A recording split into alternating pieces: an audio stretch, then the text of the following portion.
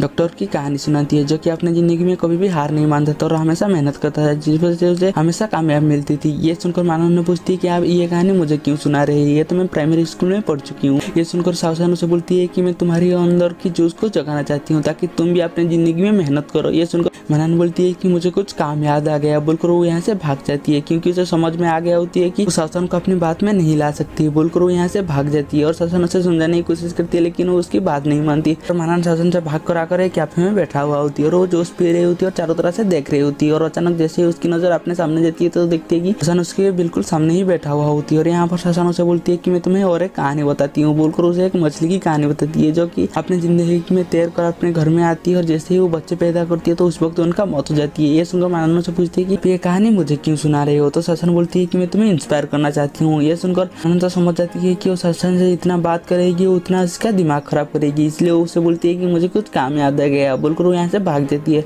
और मानन अपनी डोम के अंदर सो रही होती है और जैसे उसकी नींद उठती है तो देखती है कि उसके सामने शासन खड़ा हुआ होती है और वो जैसे ही शासन को देखती है वो तो बहुत ज्यादा घबरा जाती है और वो कमल के अंदर घुस जाती है और यहाँ पर शासन उसे मोटिवेट करने के लिए फिर से एक कहानी सुनाने लगती है और मानन शासन को रोकने की कोशिश करती है लेकिन शासन रुकता नहीं है। और उसके बाद मानन जाकर वीडियो गेम खेल रही होती है तो अचानक उसके सामने शासन आ जाती है और जैसे ही मानन शासन को देखती है तो बहुत ज्यादा परेशान हो जाती है और यहाँ पर शासन उसे फिर एक कहानी सुनाने की बोलती है तो मानन उसे रोक देती है। और यहाँ पर शासन जैसे ही मानन के पास जाने लगती है तो मानन तो यहाँ पर दूर दूर रोने लगती है और जैसे ही शासन मानन के पास जाती है तो मानन यहाँ से भाग जाती है और उसके बाद वो जाकर अपने रूम में पैकिंग कर रही होती है तो नन्हे ये देखकर उसे पूछती है कि तुम क्या कर रहे हो। तो मानन उसे बोलती है कि मेरे पापा ने मुझे घर बुलाया है इसलिए मैं उन्हें मिलने के लिए जा रही हूँ। ये सुनकर नन्हे उसे जैसे ही शासन के बारे में बात करने वाला होती है तो मानन उसे रोक लेती है और यहाँ से वो भाग जाती है। और उसके बाद नन्हे बैठा हुआ होती है तो तभी उनके रूम में शासन आती है और वो चारों तरह से मानन को ढूंढने लगती है लेकिन उसे मानन नहीं मिलता है तो वो नन्हे से पूछती है कि मानन कहाँ गया। तो नन्हे उसे बताती है कि मानन आपके डर से यहाँ से भाग गया। और मानन अपने घर में जैसे जाती है तो उसकी पेरेंट्स से पूछती है कि तुम अचानक घर क्यों आ गया, क्या सब कुछ ठीक है। तो मानन बोलती है कि हाँ सब कुछ ठीक है, मैं सिर्फ आपसे मिलने के लिए आया था। तो यहाँ पर उसकी पेरेंट्स बोलती है कि तुम तो आ गए तो कल सुबह हम एक जगह पर चलते हैं। ये सुनकर मानन से पूछती है कहाँ जाना है। तो उसकी माँ से बोलती है कि तुम चिंता मत करो, कल सुबह तुम्हें पता चल जाएगा। और अगली सुबह वो तीनों मानन के लिए घर खरीदने के लिए जाती है और जैसे ये बात मानन को पता चलती है वो तो हैरान हो जाती है और उससे पूछती है कि अभी मेरे लिए घर क्यों खरीद रहे हैं। ये सुनकर उसकी माँ से बोलती है कि जब तुम्हें तुम्हारी गर्लफ्रेंड से शादी करना होगा तो तुम्हारे पास एक घर होना चाहिए। और मानन के पापा मानन को बोलती है कि जब तुम पहली बार यूनिवर्सिटी में गए तो हम तुम्हारी घर खरीदने के लिए पैसा इकट्ठा करने लगे। ये सुनकर मानन की माँ उसे बोलती है कि हम तुम्हारे ऊपर फोर्स नहीं कर रहे, तुम्हें तुम्हारी जिंदगी जीने के लिए आजादी है लेकिन हमें भी तुम्हारी ख्याल रखने के लिए आजादी चाहिए। ये सुनकर मानन तो बहुत ज्यादा इमोशनल हो जाती है लेकिन वो उन्हें ज्यादा कुछ बोलता नहीं है। और उसके बाद वो तीनों बैठकर डिनर कर रही होती है तो उसकी माँ से बोलती है कि क्यों ना हम पहले सेलिब्रेट कर रहे हैं क्योंकि हमारे बेटे के पास अभी उसका पर्सनल घर है। ये सुनकर वो तीनों तो यहाँ पर सेलिब्रेट करते हैं लेकिन मानन यहाँ पर ज्यादा कुछ बोलता नहीं है, वो बहुत ज्यादा चुपचाप होती है। तो मानन की माँ मानन के पापा को बोलती है कि हमारी फीस खुश नहीं है, तुम कल उसका पानी बदल दोगे। तो यहाँ पर उसके पापा हाँ बोलती है और उसके बाद मानन सोने के लिए चल जाती है। और जैसे उसे रात में उठती है और बाहर आती है तो देखती है कि उसकी माँ उसकी पापा की बालों के ऊपर काला कर रही होती है। तो उसकी माँ उसके पापा को बोलती है कि क्यों ना तुम पार्लर चले जाओ। तो उसके पापा उसे मना कर देते हैं और बोलते हैं कि पैसा बचेगा इसमें से। ये सुनकर उसकी माँ उसे कुछ बोलता नहीं है और मानन ये सारी बातें सुन लिया होती है। तो यहाँ पर मानन समझ जाती है कि उसके लिए उसकी मम्मी पापा कितना परेशान है। और अगले सुबह मानन के पापा जैसे उठती है और बाहर आती है वो देखती है कि फिश टैंक के पानी चेंज हो गया होती है और जैसे जाकर मानन की रूम चेक करती है तो वहाँ पर देखती है कि मानन नहीं है क्योंकि मानन अपनी यूनिवर्सिटी में चला गया होती है। और वो जैसे